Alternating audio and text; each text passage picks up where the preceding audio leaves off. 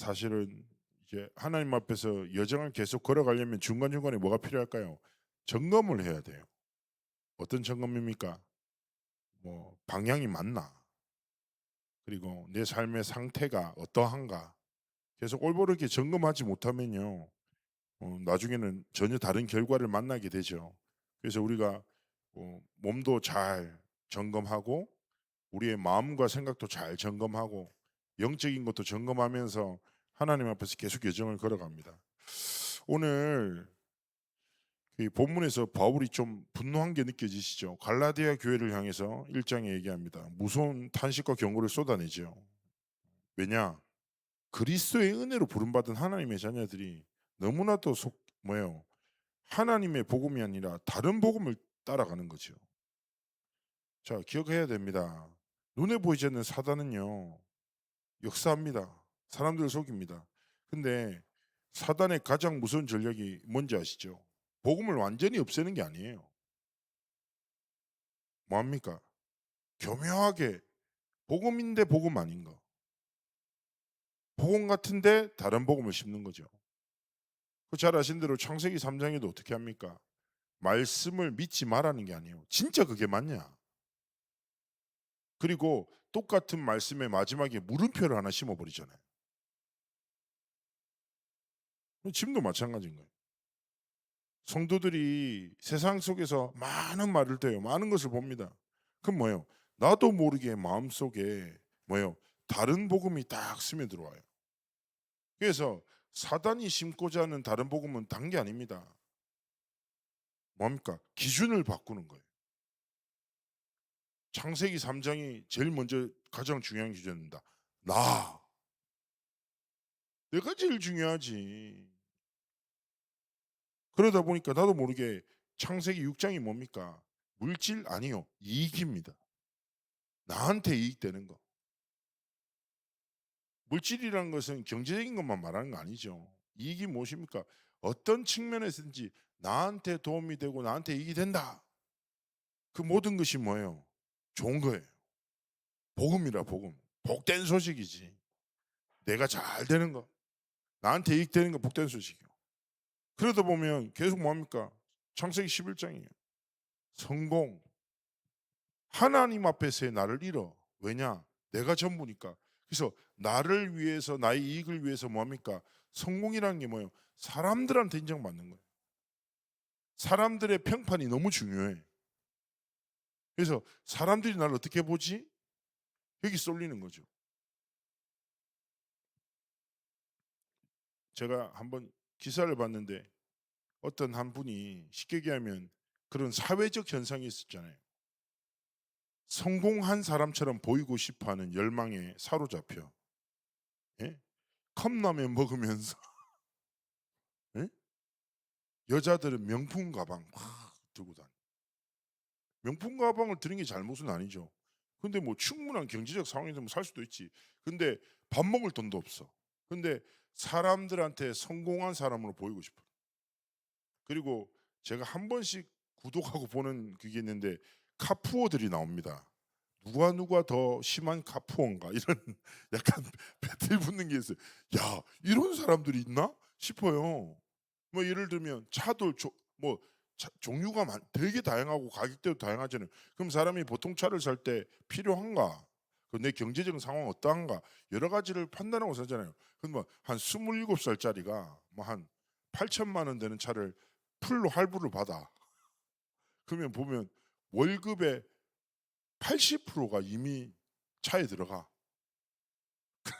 더 웃긴 게 기름값이 없어 차를 마음대로 못 타.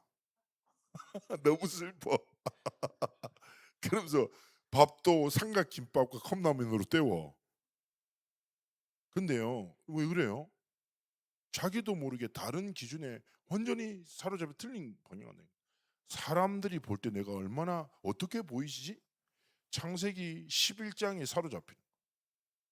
성공하고 싶고 성공한 사람처럼 보이고 싶어. 이렇게 살아가요. 자, 어떻게 되겠습니까? 눈에 보이지 않는 사단은요. 교묘하다니까. 다 맞는 말이잖아요. 나한테 이익 돼야지. 손해 보고 살 거야? 내가 제일 중요하지. 그리고 사람들한테 우리가 사회생활 하잖아. 사람들한테 어떻게 보여지는지 평판도 중요하지. 이 말은 반대로 얘기하면 우리가 나는 중요하지 않습니다. 손해보세요. 이익을 쫓는 것은 하나님 기뻐하시지 않습니다. 항상 모든 이익을 다른 사람한테 양보하세요. 이런 말이에요. 사람한테 인정받지 마시고 비판받으세요. 못된 일만 골라서 이 말이 아니잖아요.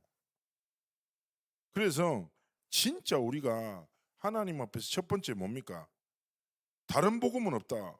어떤 사람들이 결혼하여 그리스도의 복음을 변하게 한다. 결국 뭡니까? 이때 교회 안에 어떤 다른 복음이 스며들어왔냐? 쉽게 얘기하면 유대주의 거짓 교사들이 들어옵니다. 그리고 교묘하게 뭔 말하냐? 예수 믿는 것 맞아. 근데 그것으로 부족해. 그래서 아브라함 자손이 되려면 할례를 받아야 되고 모세의 율법과 절기를 지켜야 구원 받는 거야.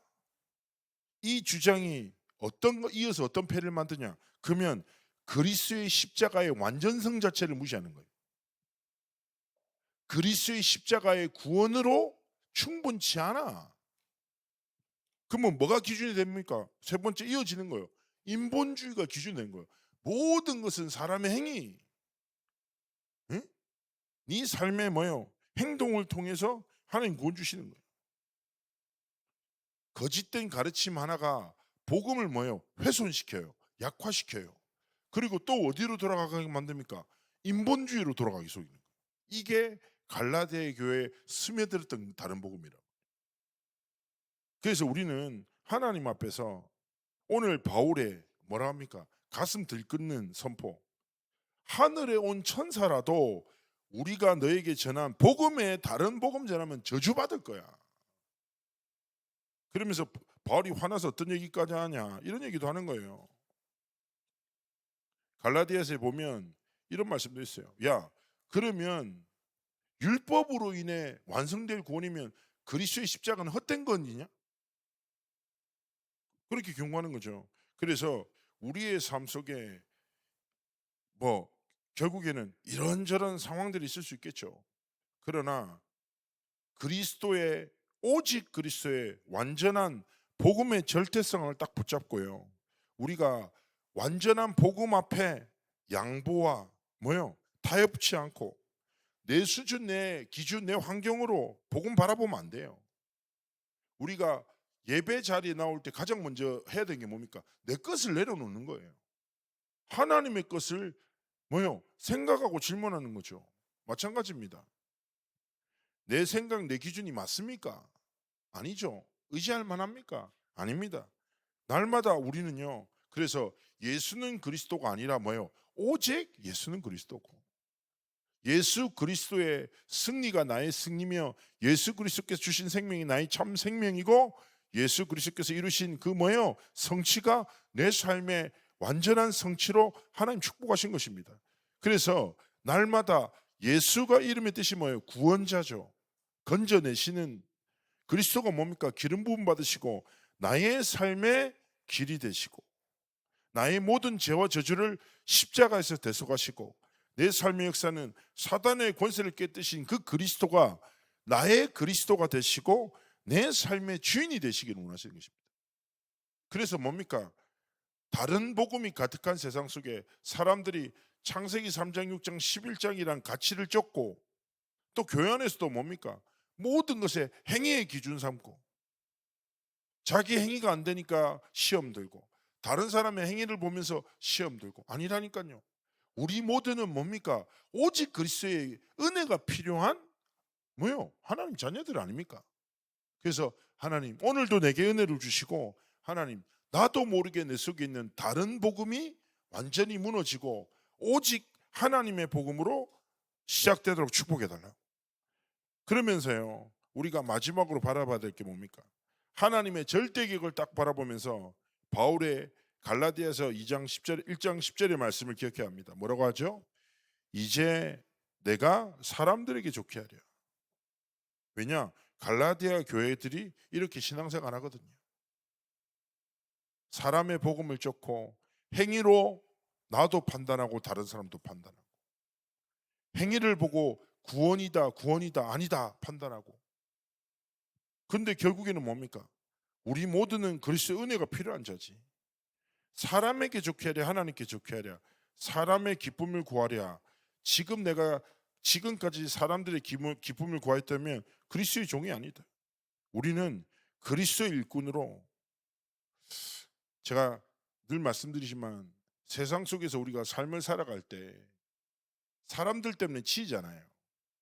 그러다 보면 사람들이 중요하게 여겨지거든요. 그리고 사람들한테 인정받고 싶고 당연하게 칭찬받아야죠. 그런데 그럴수록 우리가 사람을 향해서 살아가면 안 됩니다. 하나님이 주신 우리에게 방법은 뭡니까? 처세의 방법은 무엇입니까? 어디서나 모든 순간 하나님 앞에서 하나님의 인정받고 하나님의 사랑받고 하나님께 칭찬 듣는 일꾼으로 살아가야 돼요. 그러면 하나님이요, 우리를 사람 앞에서 높이십니다. 사람에게 사랑받게 하십니다. 사람을 살리는 힘을 주십니다. 그게 성경의 인물들의 방식 아닙니까?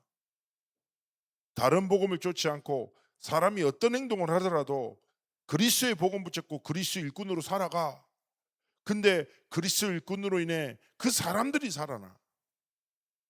그리고 그 살아난 사람들이 또 나를 살려. 그게 뭡니까? 하나님의 나라를 이루어나가는 여정입니다. 그래서 오늘 중직자로 하나님의 자녀로 부르셨죠. 그러나 우리 가슴속에 담아야 됩니다. 나는 누구다? 그리스도 일꾼이야. 나는 오직의 복음을 가진 그리스도 일꾼이야. 오늘도 어떤 예배가 돼야 됩니까? 우리한테 이런저런 생각 많잖아요. 오직 그리스도로 결론 나는, 다시 오직 그리스도 이름 앞에 무릎 꿇는, 오직 그리스도로 다시 시작하는 은혜 날이 되기를 주님으로 축복합니다. 우리 잠시 예배를 위해서 기도하면서, 하나님, 내 속에 나도 모르게 자리 잡고 있는 다른 복음이 무너지게 하시고 오직 그리스도의 복음으로 시작하게 하시고 그리스도의 일꾼으로 살아가게 하시고 나의 삶을 통해서 오직 그리스도의 복음이 증거되는 은혜 왕답과 축복을 허락해달라고, 이 시간 예배를 준비하며 기도하시겠습니다.